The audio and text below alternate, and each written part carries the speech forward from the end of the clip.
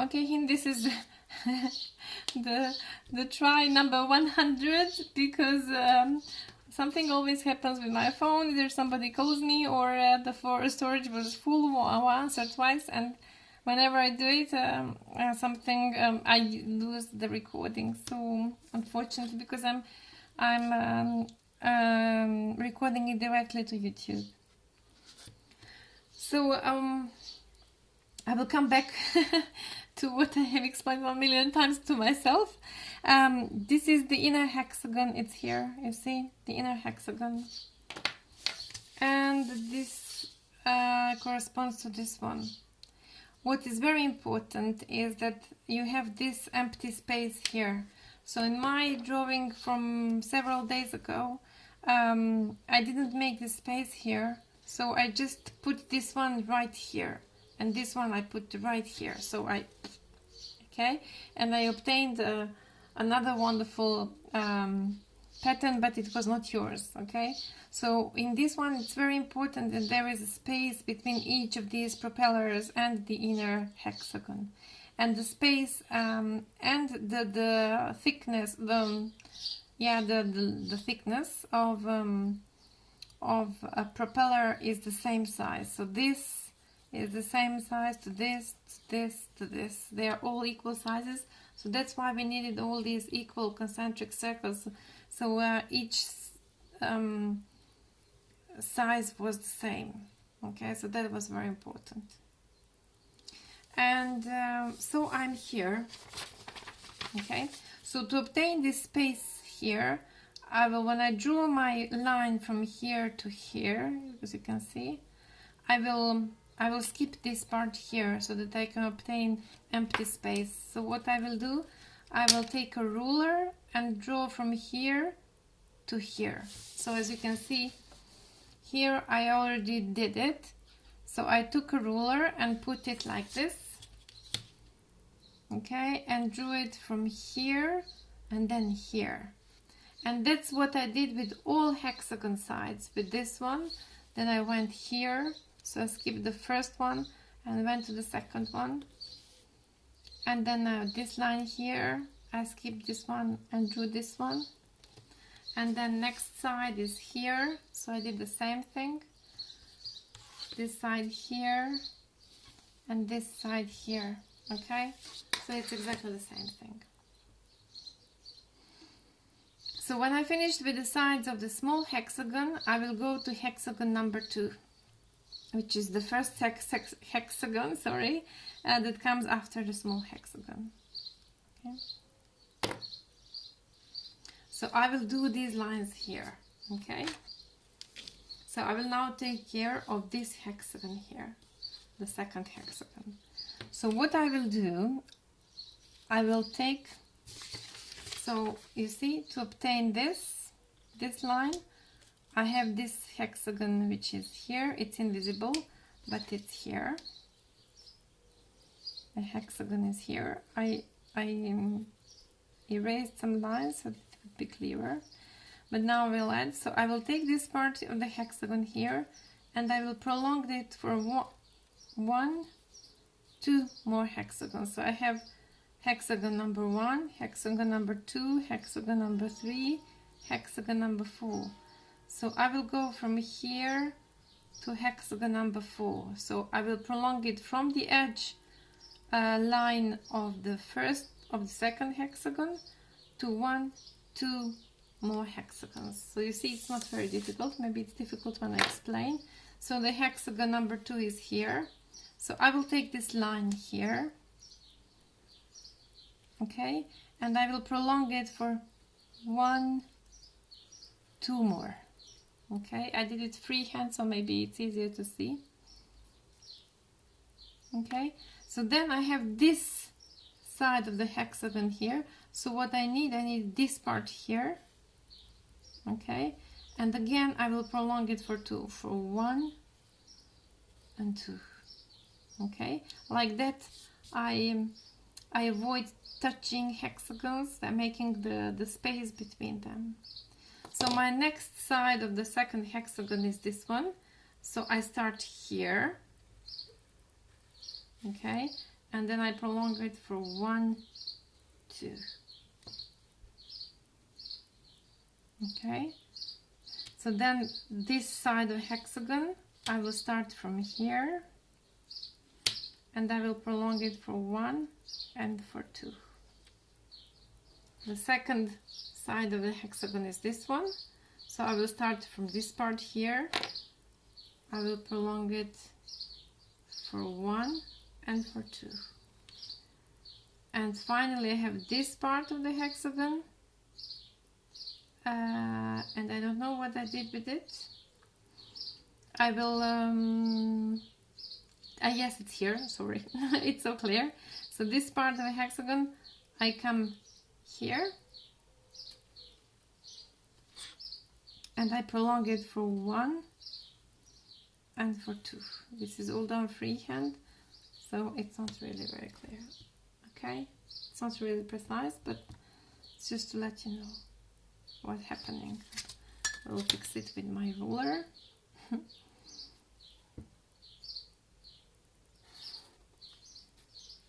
Okay. So after that, so we finished working with the first hexagon and the second hexagon. So now we come to the third hexagon, and the third hexagon is here. Okay, but we will not prolong it for 2. We will prolong it for only 1 hexagon. It will come here. So this is here, 1 hexagon here, 1 hexagon here. Oops. 1 is here. So I have to come to, sorry, I have to come here because it's already here, so I prolong it for 1. It's already here, so I prolong it for 1. It's already here, the line, so I prolong it for 1. The line is already here, so I prolong it for 1.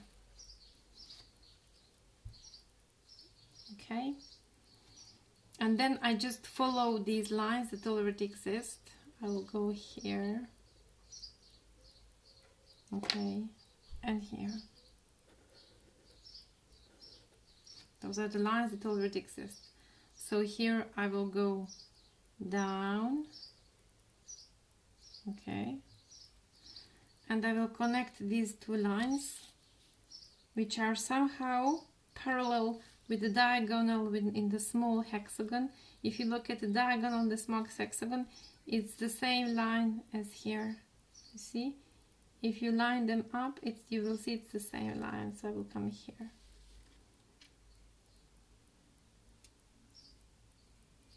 Here I will go up here.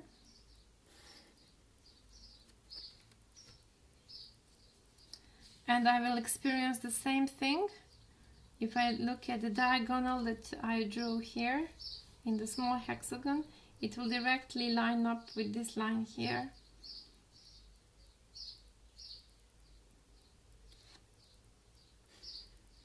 You see it's here. So I get this one. If I follow this one, I will go up here. I have line. And I will go here.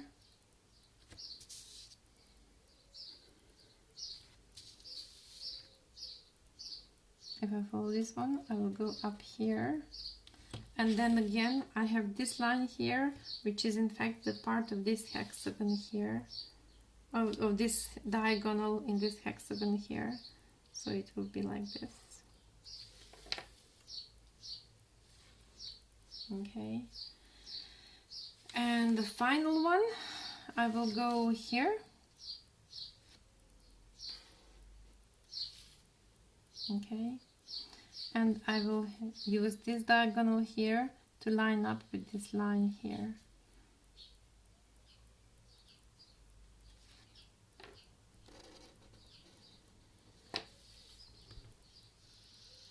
Okay. So this is pretty something, okay?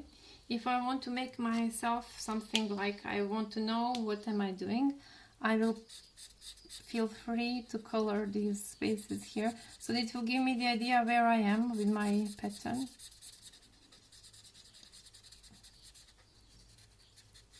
So here where I have some parts done, I can go on with coloring them.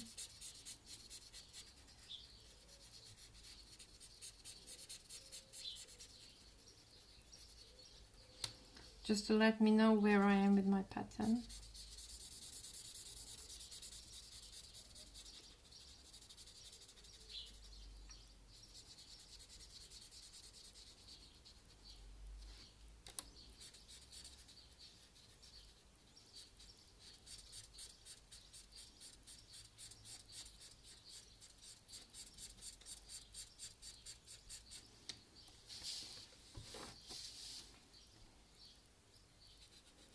So even at this moment you can feel the pattern coming out.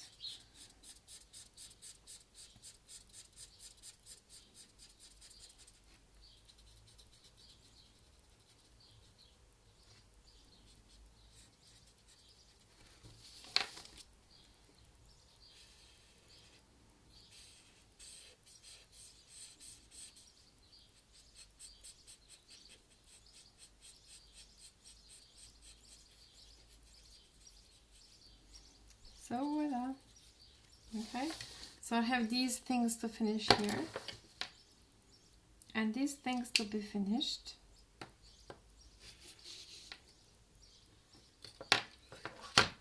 I will take my ruler on the right side. I'm so blind. So I will, as you can see, I have one line here. I have a line here which aligns with this side of the small circle of the small hexagon, and I will do this line here. Okay, I will do it in my color so that you can see where it is. Okay, it's here. And to make this one, because I need a kind of a propeller here, so I need 3 wings to come to this one, you will logically see that this line of the second hexagon corresponds to it. So I can draw it longer. I just drew one, but I can go up to the second one. Not too much, but I can do it. Okay, I can go up to the very outer hexagon. Okay, and do the same thing with the second hexagon. So I'm doing it here. Okay, and then I will kind of get of this 3-wing propeller. So I will do this. And if you color that, for example, you don't need to be very, very precise. It's just for you to know how the pattern works.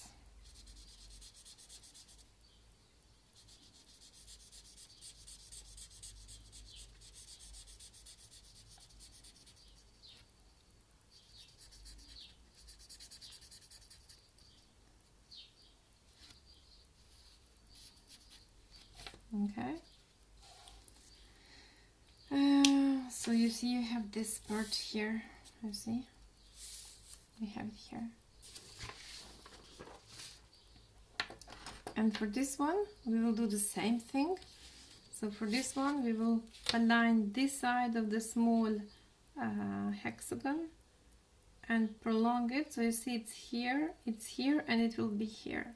And you can prolong it till the end of the outer hexagon.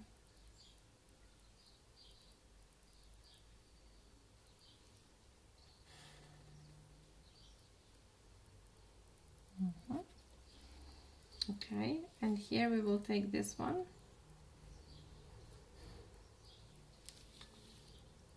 And now we have this 3 side here. So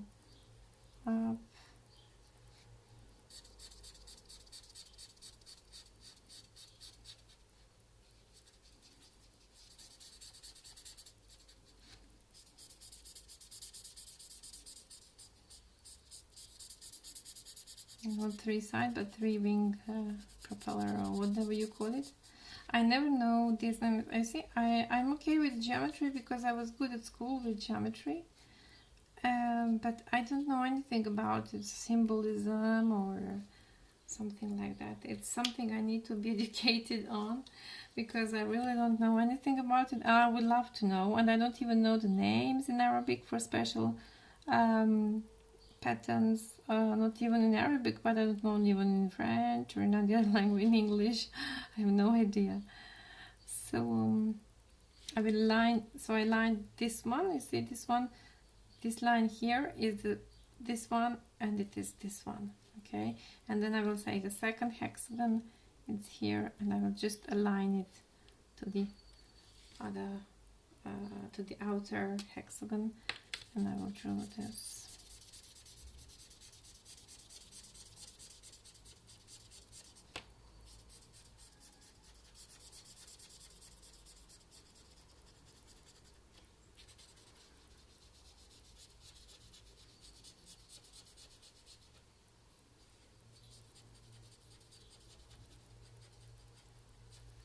Okay, and then I am here, so what I need to do is to take this side of the inner hexagon, which is here and here, and it will be here. So not really very precise, but don't bother about that, please.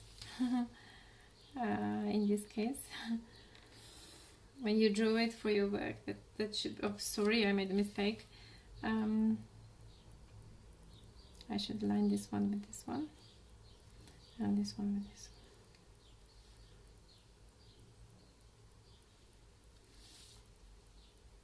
When you draw it for your work, you should be precise, but this is just a sketch, so don't follow my example.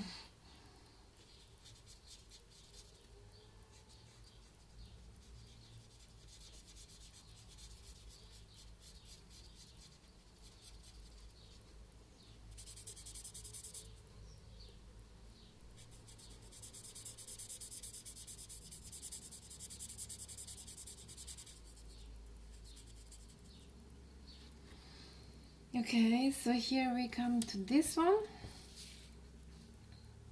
We take this side, so a line here and here, so it should be here, but anyway, let it be like this, and this one should be here, okay, and this should go to the outer circle. Okay, and then I have this line here. Up.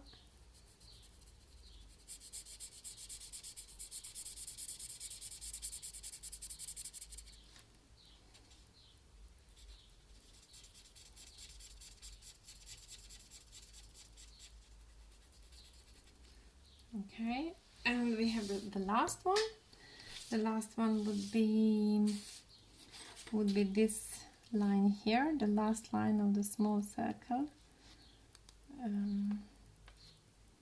Should be here, and I will go directly to the outer one, and then the last side of the second hexagon, it's here, and then I have this line here. Okay, so I will make my last 3-wing propeller, or I don't know if there is the right name to this pattern.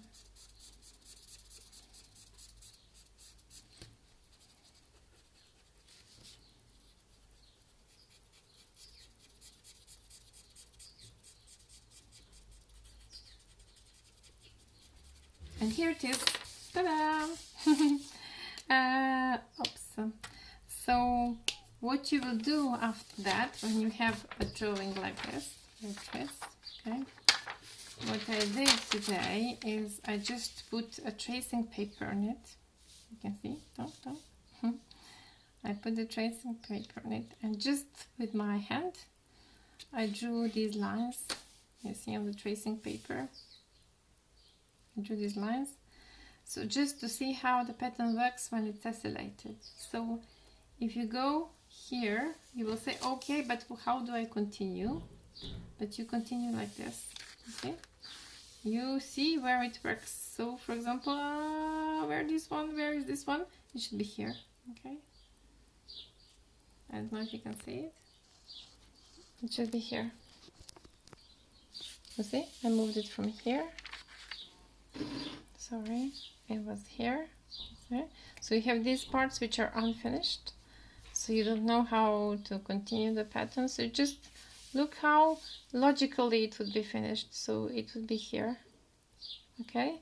And in that manner you will tessellate the pattern on a bigger paper, and then you can transfer it to the plaster and curve it. Okay, I hope this is clear. If it is not, just let me know, and I will do it all again. It's not very difficult. It's more difficult to explain, but it's not very difficult at all to draw. And it is beautiful, really, really beautiful.